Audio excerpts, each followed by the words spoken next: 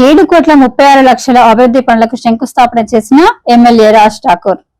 రామగుండం నగర పాలక సంస్థ పరిధిలో ప్రజలకు మరింత మెరుగైన మౌలిక సదుపాయాలు అందించేందుకు అభివృద్ధి కార్యక్రమాలు వేగవంతంగా కొనసాగుతున్నాయి. ఇందులో భాగంగా మంగళవారం మేడిపల్లి వర్రిచెట్టు సెంటర్లో సీసీ రోడ్లు, బీటీ రోడ్లు, వరదనీటి కాల్వలు, తాగునీటి సరఫరా వ్యవస్థ అభివృద్ధి పనులకు నిర్వహించిన శంకుస్థాపన కార్యక్రమంలో రామగుండం నియోజకవర్గ ఎమ్మెల్యే రాజ్ ఠాకూర్ పాల్గొన్నారు. ఈ సందర్భంగా మున్సిపల్ మేయర్ మహంకాళి స్వామితో పాటు ఎమ్మెల్యే మాట్లాడుతూ ప్రజల అవసరాలను దృష్టిలో పెట్టుకుని అభివృద్ధి పనులను ప్రణాళికాబద్ధంగా చేపడుతున్నామని తెలిపారు.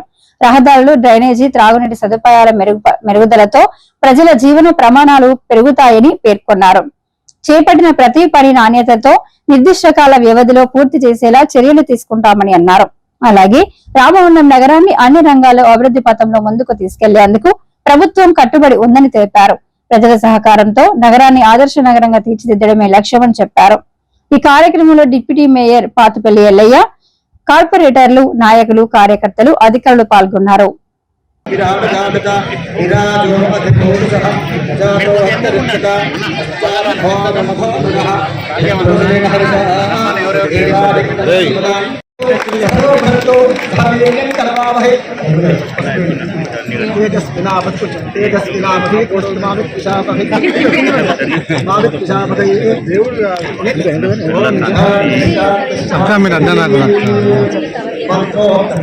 డివిజన్ల నుంచి విచ్చేసినటువంటి గౌరవ కార్పొరేటర్లందరినీ కూడా ఆహ్వానిస్తా ఉన్నాం. అట్లే కూడా వేదిక మీదకి డిప్యూటీ మేయర్ గారు గౌరవ శ్రీ పాతిపల్లి ఎల్లయ్య గారిని కూడా సాధారణంగా శాసనసభ్యులు అన్న మక్కంటి రాజ్ ఠాకూర్ గారికి స్వాగతం, సుస్వాగతం. అదేవిధంగా అన్న ఎన్టీపీసీలో చాలా సమస్యలు ఉన్నాయి, కానీ ఈ కార్యక్రమాలు, అభివృద్ధి కార్యక్రమాలు మొదలు కాగానే ప్రతి ఒక్క అందరికీ నవ్వులు, చిరునవ్వులు స్టార్ట్ అయినాయన్న. అదేవిధంగా 34, 24, అదేవిధంగా 2, 3 ప్రతి డివిజన్ లో కూడా ఇదే విధంగా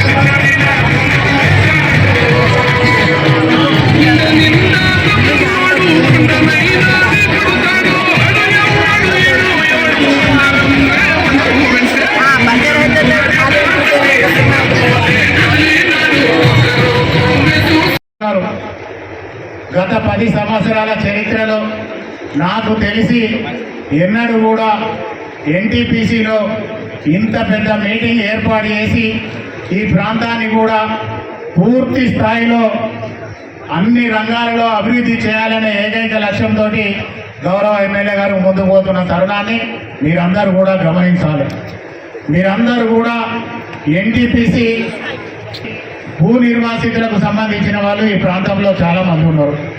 ఈ ప్రాంతానికి సంబంధించిన ఎన్టీపీసీ నిధులన్నీ గత ప్రభుత్వాల హయాంలో ఇప్పటి వరకు జరిగిన గత ప్రభుత్వాలలో కూడా ఎన్టీపీసీకి సంబంధించిన సిఎస్ఆర్ నిధులన్నీ కూడా ఇతర ప్రాంతాలకు తరలిపోతూ ఉంటే కనీసం మాట్లాడిన పాపాన ఏ ఎమ్మెల్యే కానీ ఎంపీ కానీ మంత్రి కానీ సోయి లేకుండా ఈ ప్రాంతంలో ఒక్కడు కూడా మాట్లాడిన సందర్భం లేదు.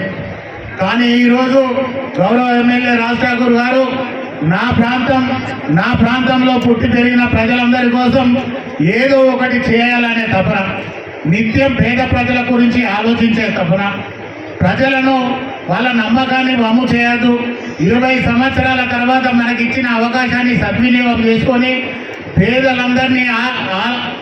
పేదలందరినీ కూడా ఆదుకోవాలనే ఏకైక సంకల్పం. ఇదంతా కూడా గత 2 సంవత్సరాల కాలంలో నిరంతరం కూడా గత 10 సంవత్సరాల కాలంలో రామగుండం నియోజకవర్గానికి కేవలం 100-150 కోట్ల రూపాయలు వస్తే 2 సంవత్సరాల కాలంలో రామగుండం కేవలం అర్బన్కు సంబంధించి 800 కోట్ల రూపాయలు తీసుకొచ్చి ఈ ఎన్టీపీసీ మొత్తాన్ని కూడా పూర్తి స్థాయిలో ఒక మోడల్ టౌన్గా చేయాలి. తెలంగాణలో రామగుండానికి ఒక ప్రత్యేకత తీసుకురావాలి. ఎన్నో సంవత్సరాలుగా వెనుకబడ్డ నా ప్రాంతాన్ని అంతా కూడా అన్ని రంగాలలో ముందుకు తీసుకెళ్ళాలి, ఆకలి తీర్చాలి, అదం పాదాలో ఉన్న వాళ్ళందరినీ హక్కున చేర్చుకొని వాళ్ళకు జీవన వృత్తి కల్పించాలి, వాళ్ళందరినీ కూడా ఒక స్థాయికి తీసుకురావాలని నిరంతరం మీకోసం, మీ పేదరికం కోసం ఆలోచన చేసి ప్రతి ఒక్కరికి కూడా సొంత ఇంటి కల నిజం చేయాలనే సంకల్పంతో ఈరోజు గౌరవ ఎమ్మెల్యే గారు ముందుకు వెళ్తా ఉన్నారు. మీరందరూ చూస్తూ ఉన్నారు. గత 10 సంవత్సరాల క్రితం తెలంగాణ ప్రభుత్వం అధికారంలోకి వస్తే ఈ ప్రాంతంలో ఎందుకు ఒక రోడ్డు కూడా వేయలేదు, ఎందుకు ఒక డ్రైనేజ్ కట్టలేదు, ఎందుకు ఒక కరెంటు పోలు వేయలేదు, ఎందుకు ఒక రేషన్ కార్డు ఇవ్వలేదు, ఎందుకు ఒక కొత్త పెన్షన్ ఇవ్వలేదు? మీరే ఆలోచన చేసుకోండి. మీ అందరినీ కూడా ఈరోజు ఒక ఉన్నతమైన స్థాయిలో చూడాలి. పేదవాళ్ళ అభివృద్ధి మన లక్ష్యం అనే ఆలోచనతోటి ఈరోజు పేద ప్రజలు ఎక్కడ ఉంటే అక్కడ రాజ్ ఠాకూర్ ఉంటాడనే ఒక నినాదం, పేద ప్రజల కోసం నిత్యం తప్పించడం, వారికి సేవ చేయాలి, వారిని ఉన్నత స్థాయికి తీసుకురావాలని నిరంతరం ఆలోచన చేయడం, ఇదంతా కూడా కేవలం మీకోసం, మీ అభివృద్ధి కోసం. ఈరోజు డబుల్ బెడ్రూమ్ వాళ్ళు కూడా చాలా మంది వచ్చారు. ఇప్పటికే 3 సార్లు మీ పేర్ల మీద డ్రా తీసారు, చాలా మంది పోయారు. కానీ కనీసం అక్కడ పట్టించుకున్న నాదుడు లేడు, అక్కడ రోడ్లు లేవు, డ్రైనేజీ లేదు, కరెంటు వ్యవస్థ లేదు, వాష్రూమ్స్ లేవు, డ్రైనేజీ లేదు. కానీ గౌరవ ఎమ్మెల్యే గారు అధికారంలోకి వచ్చిన తర్వాత వెంటనే 540 మంది దాదాపుగా కుటుంబాలందరినీ కూడా అక్కడ లక్ష్మీ నరసింహ గార్డెన్కి పిలిపించి ప్రతి పేదవాడికి మనం ఇల్లు ఇవ్వాలి. అది టీఆర్ఎస్ ప్రభుత్వంలో డ్రా తీసినప్పటికీ కూడా మనకు పార్టీలతోటి సంబంధం లేదు, కులాలతోటి సంబంధం లేదు, మతాలతోటి సంబంధం లేదు. ఏ పార్టీ వాడైనా సరే ఒక పేదవానికి ఇల్లు ప్రభుత్వం ఇచ్చింది కనుక ఆ పేదవారికి ఇవ్వవలసిన బాధ్యత గౌరవ ఎమ్మెల్యే రాజ్ ఠాకూర్ గారు నా మీద ఉన్నది. వారికి మాత్రమే ఇల్లు చెందాలి, వారికే ఇవ్వాలనే సంకల్పంతో గత ప్రభుత్వంలో లాటరీ తీసినా కూడా ఈరోజు ఎమ్మెల్యే గారు మీకే ఇవ్వాలి అనే నిర్ణయంతో మీకే ఇల్లు ఇవ్వడమే కాకుండా దాదాపుగా 70 కోట్ల రూపాయలు సిఎస్ఆర్లు కావచ్చు, డిఎంఎఫ్టి కావచ్చు, వారికి ఉన్న ఏసీడీపీ నిధులతోటి కావచ్చు, ఆ ఇళ్ళన్నిటిని కూడా పూర్తి చేసి మీకు అందించాలనే ఏకైక సంకల్పం. ఆ సంకల్పంలో డబ్బులు తీసుకురావడమే కాకుండా మమ్మల్ని అందరినీ నిత్యం కూడా మీరు వెంటనే వెళ్ళి అక్కడున్న పరిస్థితులను అవగాహన చేసుకొని అక్కడ ప్రతి ఇంటికి కూడా కరెంట్ ఇప్పించండి, ప్రతి ఇంటి దగ్గరికి రోడ్డు వేయించండి, దానికి సంబంధించిన ఎలక్ట్రికల్ వర్క్ చేయించండి, వాటర్ సప్లై ఇప్పించండి. ప్రతి పేద తల్లి నెలకు 4,000, 5,000 కిరాయి ఇంట్లో ఉంటా ఉన్నారు. మనం వచ్చిన తర్వాత రాజ్ ఠాకూర్ వాళ్లకు 4-5 వేలు తప్పించి ఆ కుటుంబాన్ని ఆదుకోవాలని నిత్యం మమ్మల్ని అందరినీ కూడా ప్రోత్సహిస్తూ ఆ ఇళ్ళన్నిటికి సంబంధించిన పనంతా కూడా పూర్తి చేసి వాళ్ళకు వెంటనే ఇవ్వాలనే సంకల్పం. గత 30 సంవత్సరాల నుంచి చూస్తా ఉన్నారు. ఒక్కొక్కరు మేమే ఇంటెలెక్చువల్స్ అన్నారు, మేమే మేధావులం అన్నారు, తెలివి కల్లోలం అన్నారు. కానీ ఒక్క ఇల్లు ఎవరికి కట్టియలే, ఒక్క ఇల్లు గురించి ఆలోచించలే, ఒక పేద మహిళ కోసం ఆలోచించలే, ఎవరికి రేషన్ కార్డు ఇయ్యలే.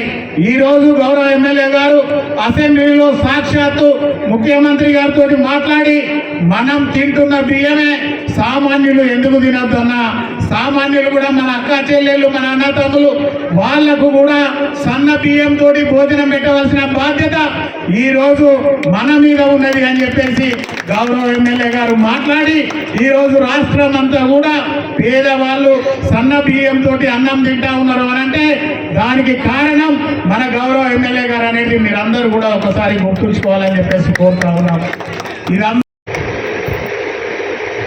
అనేక అభివృద్ధి కార్యక్రమాలు మీరు నాకు అవకాశం ఇచ్చినారు. 2 సంవత్సరాల 4 నెలల పైన సంవత్సర కాలం ప్రభుత్వం ఏర్పాటు చేయడానికి సమయం పడితే సంవత్సరన్నర కాలంలో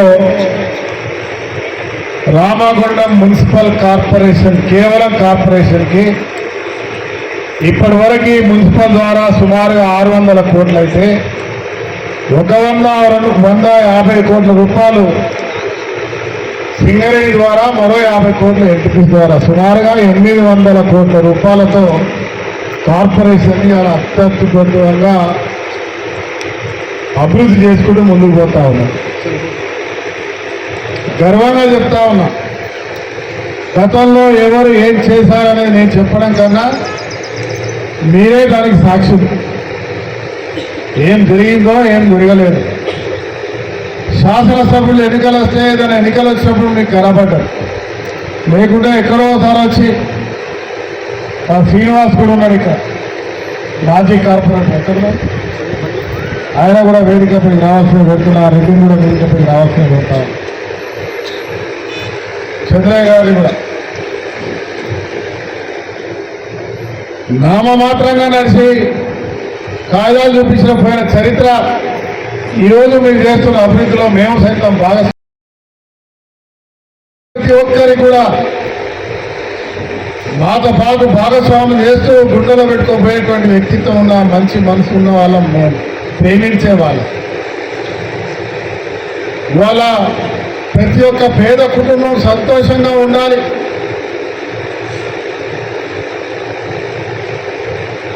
ఈ రాష్ట్రంలో మహిళలు అతిశక్తివంతులు కావాలి, సొంతగా వ్యాపారం పెట్టుకునే స్థాయికి రావాలి, పిల్లలకు మంచి భవిష్యత్తు ఇవ్వడానికి చదువులు ఉండాలి. ప్రభుత్వం మన రాష్ట్ర ముఖ్యమంత్రి రేవంత్ రెడ్డి గారి ఆలోచన ఇవాళ ప్రభుత్వం ఇచ్చే సంక్షేమాలన్నీ మీ అందరికీ చేరుతారు. 200 ఉచిత కరెంటుగా, యూనిట్ల ఉచిత కరెంటు కానీ, 10 లక్షల రూపాయల ఆరోగ్యశ్రీ, ఈరోజు గ్యాస్తో పాటు ప్రతి పేదవాడికి సన్న బియ్యం ఇచ్చే కార్యక్రమం భారతదేశంలో ఎక్కలేదు. ఈరోజు ఇస్తా ఉన్నాం. నేను తినే బియ్యం మీరు తినాలని 10 సంవత్సరాలుగా ఎవరు తెల్ల కార్డు ఇవ్వలేదు. ఇలా తెల్ల కార్డు మనం ఇచ్చాం, వెతికి ఇస్తా ఉన్నాం. ఇవ్వడమే కాదు, మీరందరూ ఆర్టీసీ బస్సుల్లో ఉచితంగా మీరు మీ పిల్లలతో పాటు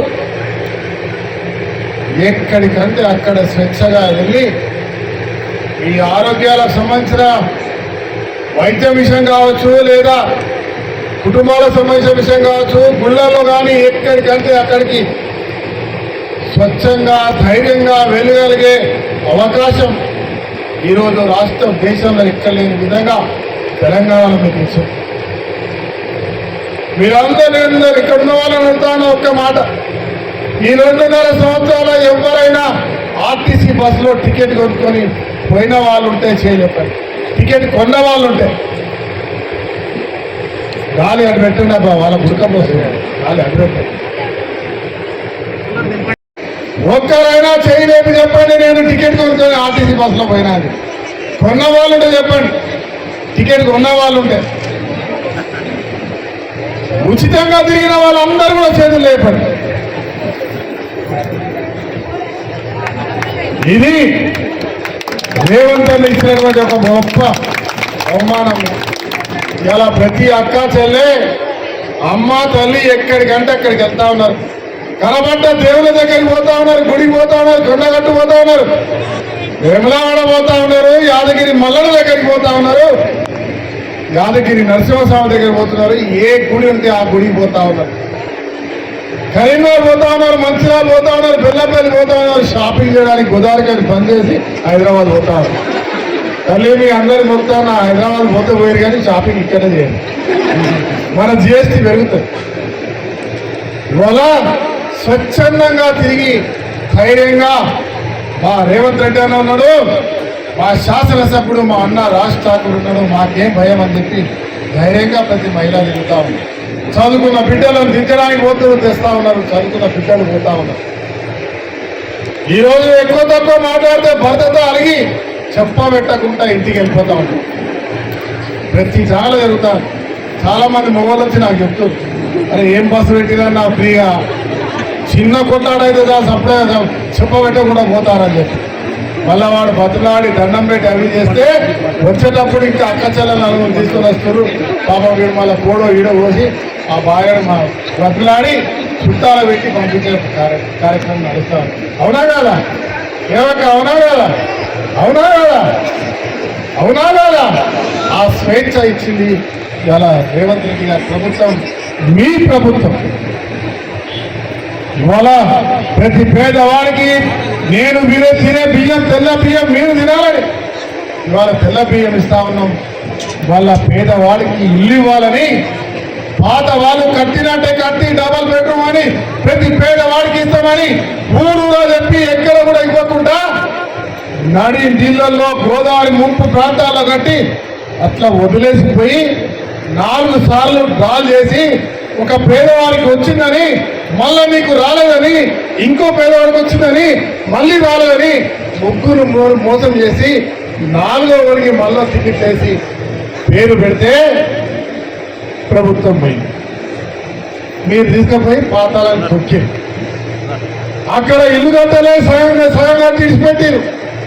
గోడలు మొండి గోడలు, నీళ్లు లేవు, కరెంట్ లేవు, రోడ్డు లేదు, బుడద, మునిగిపోయిన ఇల్లు. ఆ ఉన్న వాళ్ళు కూడా పోయి కబ్జా చేసుకొని ఉందామంటే ఉండే పరిస్థితి లేదు. అప్పుడు మీరందరూ నన్ను తీసుకొచ్చి రాగానే అధికారితో మాట్లాడి మళ్ళీ మాకు అవకాశం వచ్చింది. మా నాయకులు కొంతమంది చెప్పారు, మా బాపు లాంటి నాయకులు, అన్నా మళ్ళా మనం వేయాలన్నా డ్రా చేయాలన్నా దాంట్లో చాలా మంది నాకు తెలిసిన పేదవాళ్ళు కూడా ఉన్నారు. అక్కడ మేము చెప్పినాం, పేదవాళ్ళు వాళ్ళు చేసినట్టుగా 3 సార్లు 4 సార్లు డ్రాలు చేయాల్సిన అవసరం లేదు. ఆ పేదవాడు ఎవరైనా సరే ఎటు తిరిగినా సరే పేదవాడే మన కుటుంబ సభ్యుడు, వాళ్ళకే ఇచ్చేద్దామని చెప్పి వారందరికి కూడా డబుల్ బెడ్రూమ్ వాళ్ళకే ఇస్తూ ఇవాళ అక్కడ సుమారుగా ఎన్ని కోట్లమా 10 కోట్లతోటి మళ్ళీ దాన్ని రిపేర్ చేశారు. ఇలా రిపేర్ చేయడమే కాకుండా రోడ్లు వేస్తా ఉంది. ఇవాళ అద్భుతమైనటువంటి నిర్మాణం జరుగుతూ ఉంది. స్పీకర్ మాట్లాడుతూ ఛాయ్ పెడతారు.